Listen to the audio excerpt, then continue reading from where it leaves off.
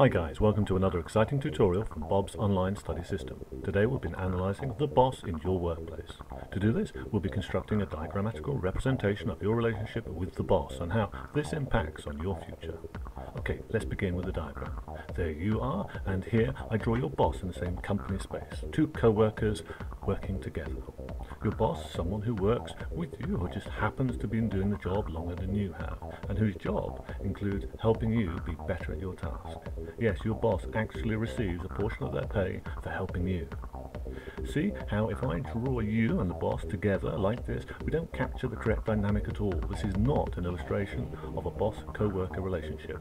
But if it fills the boss's head with self-importance, letting him float and keeping from falling by propping him up with an artificial plinth, we can see we are getting closer to mapping the terrain of the workplace. Just tweak your side of the equation. Puppy dog eyes, yes. Solicitor's beverage, yes. Let's test its dynamic. Let's just lock the equation in place and test its accuracy. Things you can't do with your boss. You can't hoover the floor with your boss. You can't joke about their choice of spouses.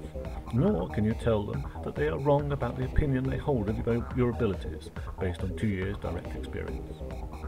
Things you can do with your boss. You can make comments about sporting events, share disappointments with the weekend weather forecast, and you can change them for an employer who doesn't need a boss to be a boss. Why serve a person at all? Let's swap the boss for principles, money, power.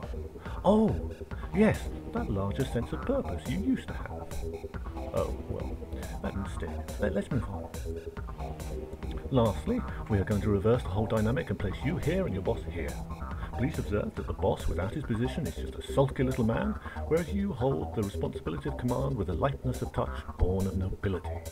But the basic truth of the boss is they are not the problem, they are merely indicators of your feelings towards the job you currently hold. A living litmus paper for those paying attention in chemistry lesson, or perhaps a pregnancy test for those who paid attention in biology. Yes, the boss is a distraction. We need to look a little closer.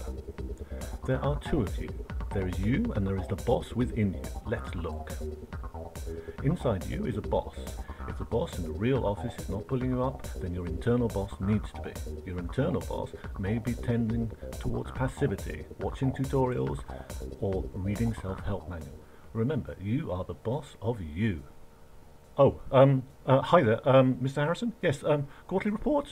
Yeah, it's almost complete. A few more adjustments. I'll put a copy there on your desk. Yes, thank you. I hope you've enjoyed this outline of the relationship you have with your boss. Thank you for watching.